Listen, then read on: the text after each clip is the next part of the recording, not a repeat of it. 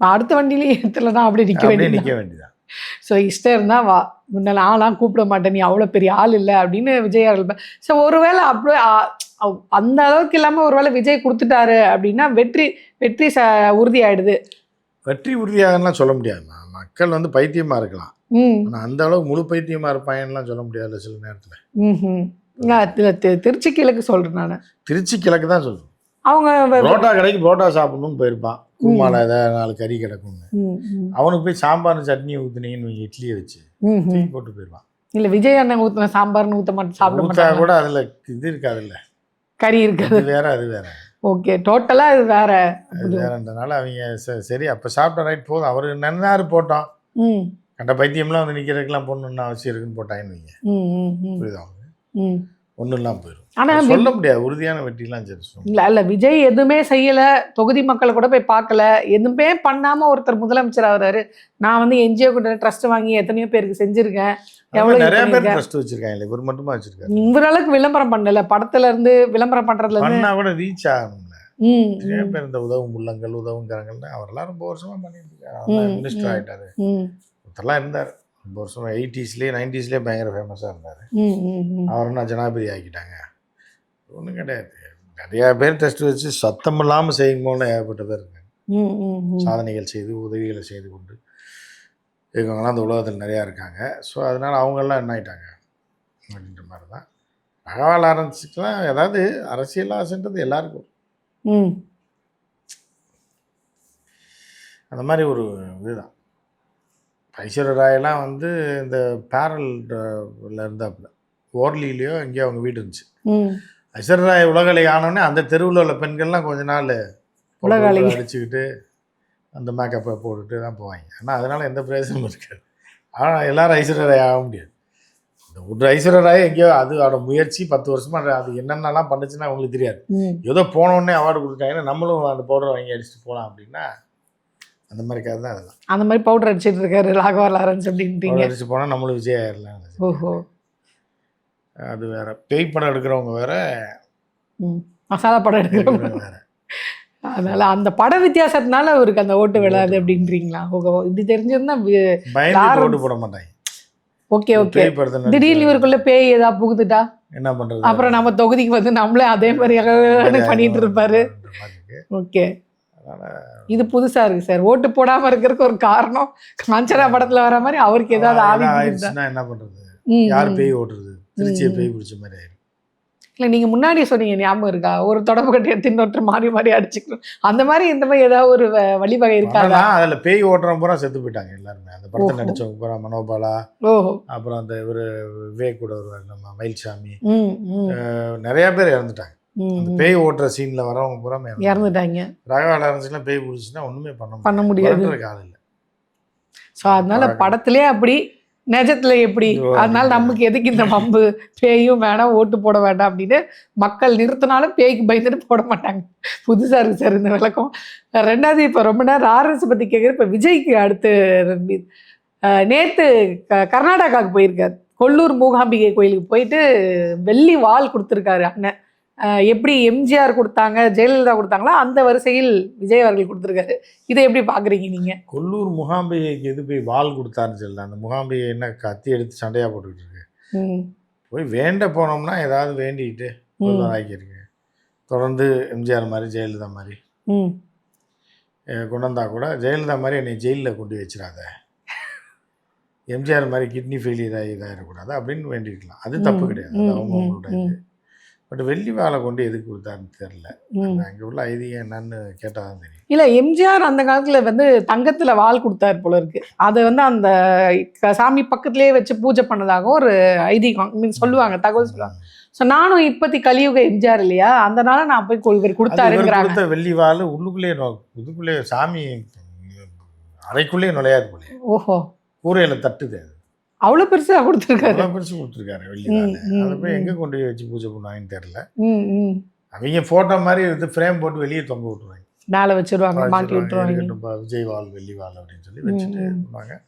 அதுவும் அங்கே கோயிலுக்கு போனவர் கோயிலுக்கு போய், அதாவது இறை பக்தி அப்படின்றது என்னன்னா எல்லாத்தையும் மறந்துட்டு சீன் போடுறது இல்லை இறைபக்தி. இறைபக்தி இறைவன் அது எந்த கோயிலாக இருந்தாலும் சர்ச்சாக இருந்தாலும் பள்ளிவாசலாக இருந்தாலும் நீங்கள் ஒரு கோயிலுக்கு போகிறீங்க அப்படின்னா சீவி சிங்காரிச்சு அலங்காரிச்சு சென்டெல்லாம் அடிச்சுக்கிட்டு ஒரு 50 நகையை போட்டுக்கிட்டு போனீங்கனாலே நீங்கள் வந்து ஒரு கடவுள் பக்தி இல்லை, நீங்கள் வந்து வேற ஏதோ இதுக்காக போகிறீங்கன்னு தான் அர்த்தம். அதாவது அது எப்படின்னா அது பக்தியாக ஏற்றுக்க முடியாது. உங்கள் ஃபிலிம் காட்டுறதுக்காக நீங்கள் போகிறீங்க, ஆம்பளையோ பொம்பளையோ நீங்கள் அப்படி அப்படியே போட்டுக்கிட்டு எல்லாம் இந்த அந்த ஷூலாம் போட்டுக்கிட்டு அந்த கார் போகிறது வேணால் உங்கள்கிட்ட இருக்கிற காரில் போகிறது தப்பு இல்லை. ஆனால் கோயிலுக்குள்ளே போயிட்டீங்கன்னா உங்களுடைய முழு கவனமும் வந்து எதில் இருக்கணும்னா கடவுள் மேலே இருக்கணும். அதை மட்டும்தான் இருக்கணுமே தவிர வேறு எதை பற்றியுமே நீங்கள் சிந்திக்கக்கூடாது. வீட்டுக்கு வர்ற வரைக்கும் வீட்டிலேருந்து கிளம்பி ஒரு கோயிலுக்கு போகிறீங்கனாலும் கோயிலேருந்து வரீங்கன்னா அந்த உங்களோட சிந்தனை ஃபுல்லாகவே அதில் தான் இருக்கும். அது இல்லாமல் நீங்கள் போகிற வெளில பானிபூரி அந்த கோயில் பக்கத்தில் போனால் புளியோதரை போடுவான், வரும்போது பானிபூரி சாப்பிட்டுட்டு சில பெண்கள்லாம் குடும்பத்தோடு போவாங்க. புருஷன்ட்ட சொல்லிடுவாங்க, நம்ம போகிறோங்க 7 மணிக்கு கடை கோயில் அடைச்சிடுவான், நம்ம போகிற வழியில் டிஃபனை சாப்பிட்டு அப்படியே சாமியை பார்த்துட்டு வரும்போது பானிபூரி ஒன்று சாப்பிட்டு அந்த பையனுக்கு இது கேட்டாங்க வாங்கிட்டு நோட்டு புக்கெலாம் வாங்கிட்டு வந்துடுவோம்னீங்கன்னா அது பக்தி கிடையாது. கோயிலுக்கு போகிறீங்கன்னா கோயிலை நோக்கி தான் அவங்க பக்தி இருக்கும். அதே காரை நான் ஓட்டுறேன், பைக்கை நீ ஓட்டு அப்படின்னா அப்போ நீ சீன் போட போனியா? இல்லை நீங்கள் விஜய் குறிப்பிடல? இல்லை விஜய் இல்லை, நேற்று விஜய் ஓட்டி இருக்காரு அதனால கேட்டேன். இல்லை அந்த மாதிரி சீன் போடுறதுன்றது வேற, பக்தின்றது. சரி சரி. ஏன்னா பக்தினா நீங்கள் நேராக அதே ஒரு எய்மில் போயிட்டு சாமியை பார்க்குறீங்க, வெள்ளி வாழை கொடுக்குறீங்க, தரிசனம் பண்ணுறீங்க, அதை பற்றி சிந்தனையிலே இருக்கணும். கோயிலை விட்டு வெளியில் வந்துட்டு திருப்பி வர்ற வரைக்கும் சரி வீட்டுக்கு போகலான்ற மாதிரி இருக்கணுமே தவிர நீங்கள் அடுத்த பிளான் போட்டாலே நீங்கள் கோயில் மேலே உங்கள் என்ன தெய்வீக இது இல்லை. உள்ளே நீங்கள் போகும்போது சாமியை கும்பிடும்போது பிளான் போட்டுப்பீங்க, முடிஞ்சோடனே நம்மளே வண்டி ஓட்டணும் அந்த ப்ரீ பிளான் போட்டால் மட்டும்தான் இதை பண்ண முடியும். அப்போ பக்தி உங்கள்கிட்ட இல்லை அப்படின்ற மாதிரி தான் வந்து சொல்லுவாங்க. ஸோ அந்த மாதிரி வந்து ஏதோ ஃபிலிம் காட்டுறதுக்கு சீன் போடுறதுக்கு பண்ணியிருக்காரோ அப்படின்ற மாதிரி அங்கே உள்ள மக்கள் பேசிக்கிறாங்க. அது இன்னொன்று பேசுகிறாங்க சார் பாருங்க, இது காங்கிரஸ்க்கு வந்து விஜய் கொடுக்குற, அதாவது கர்நாடகா காங்கிரஸ்க்கு விஜய் கொடுக்குற எச்சரிக்கை. ஏன்னா நேற்று இவர் சாமி கும்பிட போனோடனே அங்கே இதே மாதிரி இங்கே தமிழ்நாடு மாதிரி அங்கேயும் ஒரு கூட்டம் வந்து கூடிடுச்சு. அதை இவங்க தாவேக்காவுடைய சப்போர்ட்டர்ஸ் எப்படி பேசுகிறாங்கன்னா, நீங்கள் இப்போ மேகதாது அணையெல்லாம் நீ கட்டினா நான் இங்கே என் கட்சியை கொண்டு வந்துடுறேன், என்னோட வெயிட்டேஜை பார்த்தியா, கோயிலுக்கு வந்ததுக்கே எவ்வளோ பேர் வந்திருக்காங்க, ஆக நீங்கள் கொஞ்சம் அடைக்கி வாசிக்கணும் அப்படின்னு எங்கள் அண்ணன் வந்து மிரட்டுறதுக்காக போயிருக்காரு. அது வடிவேல் காமெடி மாதிரி தான். நம்மளாம் எந்த கற்பனையில் எப்படி வேணாலும் நினச்சிக்கலாம், மிரட்டுறாருன்னு நினைக்கலாம், உருட்டுறாருன்னு நினைக்கலாம், எப்படி வேணாலும் நினச்சிக்கலாம். ரெண்டாவது வந்து இன்னொரு விஷயமும் இருக்குது. இந்த ஜோசியக்காரர் வந்து விஜய்க்கு ஒரு பொட்டு வச்சுருப்பாரு. ஆமாம், ஏதோ அரகஜமோ. ஆமாம், அது இல்லை, அரகஜம்ன்றது வேற, அது கருப்பு. ஆமாம், இது வந்து சிகப்பு போட்டு வச்சிருப்பாரு ராகுல பார்க்கும்போது. ஓஹோ, அது எதுக்குன்னா மந்திரம் தான், அது டைவர்ட் பண்றது. ஒருத்தவங்களை பார்த்து பேசும்போது அந்த பொட்டு என்ன வச்சிருக்காரு அதெல்லாம் பேச்சுவார்த்தை முடிஞ்சிடும். அப்போ உங்களோட மைண்ட் வந்து டைவர்ட் ஆயிரும். ஓ, அது திருஷ்டி நேரடியா அவர் அட்டாக் பண்ணாரு. அவர் எதுக்கு வச்சாருன்னு தெரியல விஜய். ஆனா கேரள மாந்திரீகத்துல வந்து அது ஒரு சொல்றாங்க அந்த மாதிரி டைவர்ட் பண்ற மாதிரி. ஓகே, அந்த மாதிரி வச்சிருக்கலாம். அதே மாதிரி இங்கேயும் போய் வால் எதுக்கு கொடுத்துட்டு வராங்கன்னா யாருக்கு, மூகாம்பிகை கோயில். மூகாம்பிகை எதுக்கு பண்ணா, உங்கள் ஆள் எதுவும் பண்ணான்னா நீயே வந்து டீல் பண்ணிக்கோ, நான் சண்டை போட முடியாது, எனக்காக நீ கத்தியத்து நீ சண்டை போட்டு உன் ஆளை நீயே மண்டையை பிளந்துருன்றதுக்காக கொடுத்துட்டு வந்ததாகவும் அது ஒரு ஐதீகமும் இருக்கு. எதிரிகளை வீழ்த்துவதற்கு தான் வந்து மூகாம்பிகைக்கு வாள் கொடுக்குறது. அது அந்த ஊர்லேயே போய் கொடுக்கறது எதுக்குன்னா, அந்த ஊரில் இருக்க எதிரியை அந்த ஊர்க்காரனை வச்சு அடிக்கிறது.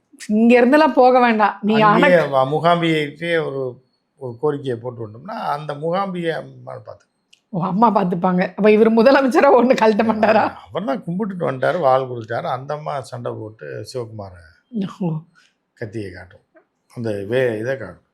நீ ஏதாவது ஆனங்கிட்ட கட்டின நான் இங்கே இருக்கேன்டா, தலைமுறை எனக்கு வந்து கட்டிட்டு போய் வாள் கொடுத்துருக்காங்க. எம்ஜிஆர் காலத்தில் கொடுத்துருக்காங்க, ஜெயலலிதா காலத்தில் கொடுத்துருக்காங்க, இப்போ வெள்ளி வந்து கொடுத்துருக்காங்க. அதுக்காக தான். ஓஹோ, சொந்த நாட்டு சொந்த மாநில மக்களோட கொடுக்குற வாளுக்காக அவங்க ஃபைட் பண்ணுவாங்க அப்படின்றீங்களா?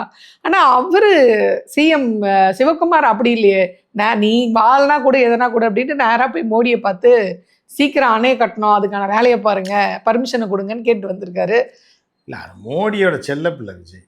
ஓஹோ, காங்கிரஸ்காரங்களாம் இடம் தர மாட்டாங்க, இழுத்துக்கிட்டே இருப்பாங்க. இவங்களும் மிரட்டிட்டே இருப்பாங்க. அப்படின்னா பத்தியா காங்கிரஸ் கூட வச்சுட்டே இருக்கு, அவனை குழி தோன்றாங்க பாரு. நான் தான் உன்னை காப்பாற்றுவேன்னு சொல்லி ஜி வந்து ஒரு கணக்காடுவார், அவர் ஒரு கேம் ஆடுவார். என்னதான் கூட்டணியில் அவங்க இருந்தாலும் நீ ஹெல்ப்புக்கு என்கிட்ட தான் வந்தாங்கனோ, அதனால அவனை கழட்டி விட்டு மரியாதை என்கிட்ட வந்து சேரு அப்படின்ற மாதிரி இதுவாகும் அப்படின்னு சொல்லி. ஆனால் இவர் கேட்டிருக்காரு, முன்னாள் துணை முதலமைச்சர் வந்து கேட்டிருக்காரு, எப்போ அவ்வளோ தூரம் போனேன், பெட்ரோல்லாம் செலவு பண்ணி நீயே வண்டி ஓட்டிட்டுலாம் போனேன், உங்க கூட கூட்டணியில் இருக்கவங்க தான் அங்கே ஆட்சி அமைச்சிருக்காங்க, ஒரு வார்த்தை அண்ணன் மேகதாது அண்ணன் கட்டாதீங்க, நம்மக்குள்ள அண்ணன் தம்பியா பழகுறோம், அது ஏன் இங்கேருந்து சொன்னால் அவர் கேட்காதாமா? இல்லை நேரடியாக போயிட்டீங்க ஊர் வரி, பெங்களூர் வரி, மீன்ஸ் கொல்லூர் வரி, இல்லை கொல்லூர் வரையே போயிட்டீங்க. ரொம்ப தூரமா, பெங்களூர் கொல்லூர் ரொம்ப தூரம், அங்கிருந்து சென்னையில இருந்து தான் பக்கம். அப்படிங்களா? அப்ப சென்னையில இருந்து முதல்ல 3.5 மணி நேரம் கார்லயே போயிடலாம், ரைட்ல போனா 3/4 மணி நேரத்துல போயிடலாம். கொல்லூர்ல இருந்து ரோடு சரி இருக்காது. சென்னையில இருந்து போய் பெங்களூர்லயோ இல்லை எங்கேயோ அவரை சந்திச்சுட்டு அதை ஒரு சக்சஸ் ஆகிட்டு அப்புறமா போய் வால் கொடுத்துருந்தா கூட ஐயோ பரவாயில்ல அண்ணன் சக்சஸ்ஃபுல்லா பேசி முடிச்சிருக்காரு. தெய்வத்திட்ட முறையிட்டு வந்துட்டா தெய்வம் பார்த்துக்கும், அணைக்கட்ட விடாம மூகாம்பிகையை பார்த்துப்பாங்க.